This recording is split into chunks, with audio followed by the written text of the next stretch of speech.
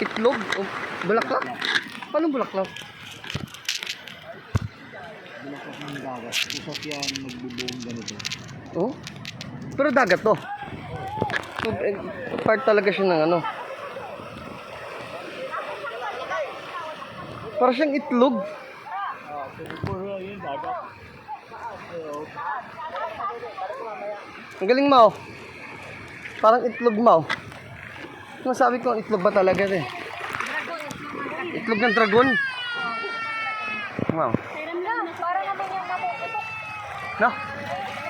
Ano tawag dyan? Itlog na talaga yan. Nang? Itlog ng manok. Manok. Nilo, lang. Walang laman, walang embryo. Ano ba yan? Bakit? Bakit? Ang dali lang. Karami lang dito ino. Kailan po yun? Dito ka, dali. Ma-enjoy ka dito ka, dali. Itlog ng dragon. Natin lagay. Baka mambisa.